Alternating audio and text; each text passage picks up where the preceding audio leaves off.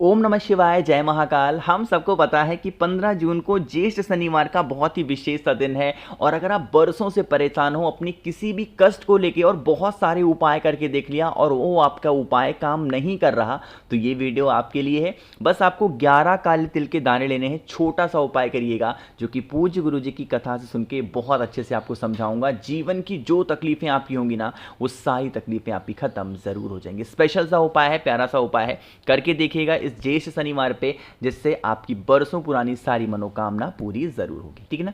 चलो समझने की कोशिश करते हैं कि हमें लेना क्या है। जैसा कि मैंने लिख रखा था कि हमें लेना होगा कितने, 11 काले तिल को। ठीक है ना। तो आपको भी कितने लेने हैं, 11 काले तिल लेंगे। लेने के बाद में आपको लेना होगा 2 लौंग, है ना। ध्यान रखिएगा जब भी आप लौंग लेंगे तो उसका जो फूल हो वो टूटा हुआ ना हो, खंडित ना हो, है ना, फूल उसमें लगा हुआ हो। 2 लौंग लेना, 11 काले तिल को लेंगे।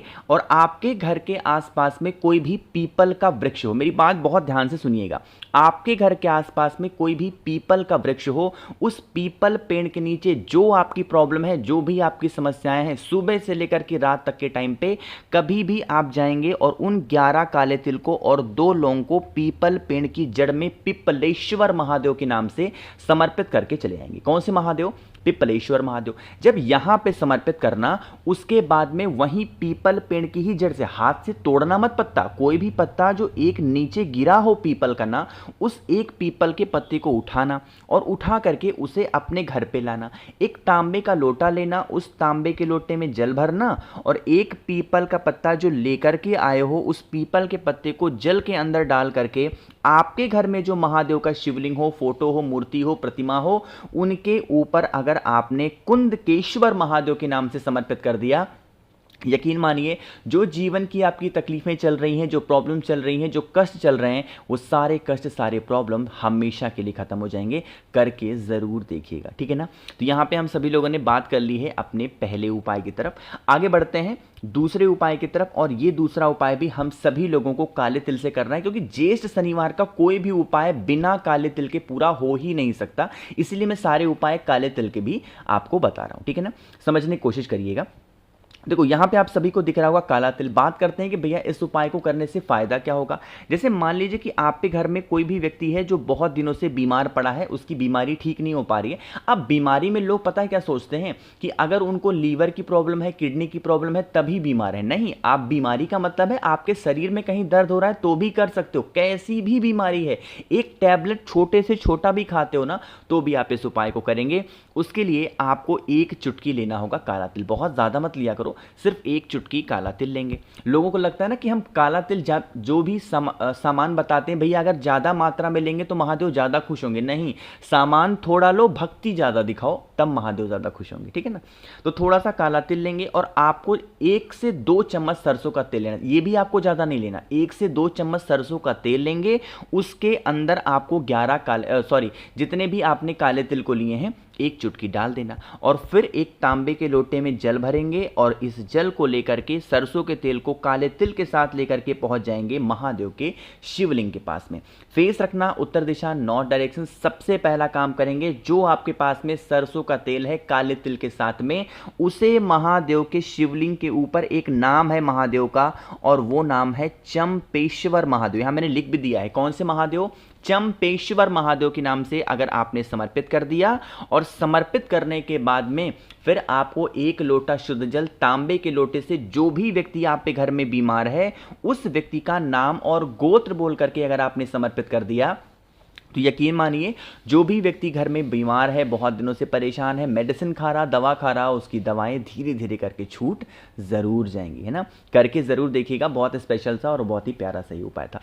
तो यहाँ पे हम सभी लोगों ने बात कर ली है अपने 2 उपाय की। आगे बढ़ते हैं अब इस वीडियो के हम लोग अपने तीसरे उपाय की तरफ। और ये तीसरा उपाय भी आप सभी लोगों को करना है और कहीं भी जाने की जरूरत नहीं है। मन है घर पे कर लो, मन है मंदिर में, लेकिन उससे पहले एक छोटा सा काम और कर दो, और वो है वीडियो को जल्दी से करेंगे लाइक। और मेरे जितने भी भाई बहन मेरी आवाज़ पहली बार सुन रहे हैं, अचानक से चैनल पे आ गए हैं, तो जल्दी से चैनल को सब्सक्राइब करिए। ना, बहुत ही छोटे छोटे उपाय हैं सारे, समझने की कोशिश करेंगे। देखो यहाँ पे आप सभी को दिख रहा होगा पीला चंदन। बात करते हैं कि भैया इस उपाय को करने से फायदा क्या होगा। इस उपाय को करने से आपकी बरसों पुरानी कोई भी ऐसी इच्छा होगी, मनोकामना होगी, वो पूरी होगी। कुछ लोग को ये भी दिक्कत होता है कि इच्छा पूरी होने का मतलब है कि उनकी नौकरी लग जाए, उनके पास व्यापार नहीं। इच्छा का मतलब होता है आपको कुछ खरीदना हो, लेना हो, वो नहीं ले पा रहे हो, आपकी कोई धन संपदा की प्रॉब्लम है, वो नहीं पूरी हो रही है, तो भी आप कर सकते हो। मतलब इच्छा में सारी चीजें आ जाती हैं, ठीक है ना। तो आपको क्या करना है, ऐसे लेना होगा पीला चंदन। इस पीले चंदन का पेस्ट वगैरह नहीं बनाना, ऐसे सूखा सूखा पीला चंदन लेना। साथ ही साथ एक तांबे का लोटा लो, उस तांबे के लोटे में जल भरो नॉर्मल सा अपने घर से, और फिर इसी के अंदर एक चुटकी जो मैंने आपको पीला चंदन दिखाया उस पीले चंदन को डाल देना है ना। डालने के बाद में हमें एक चीज की जरूरत और होगी। मैंने क्या बताया आपको कि ज्येष्ठ का शनिवार है तो हमें काले तिल का इस्तेमाल जरूर करना होगा। तो आपको फिर एक चुटकी काला तिल भी यहीं से ले लेना। अब आपको क्या करना होगा, इन सभी चीजों को लेके पहुंच जाओ महादेव के शिवलिंग के पास में। जो अपना फेस रखना है वो उत्तर दिशा नॉर्थ डायरेक्शन रखेंगे। समझने की कोशिश करिएगा, काले तिल को अभी बिल्कुल भी समर्पित नहीं करना है, ठीक। सबसे पहला काम करेंगे, एक लोटा जल जो आपके पास में है पीले चंदन वाला, वो महादेव के शिवलिंग के ऊपर श्री शिवाय नमस्तुभ्यम का जप करते हुए समर्पित करेंगे, ठीक है ना। समर्पित करने के बाद में अपने हाथों से शिवलिंग को अच्छे तरीके से पोंछ देना है ना। पोंछने के बाद अब यहां पे सारा खेल स्टार्ट होता है।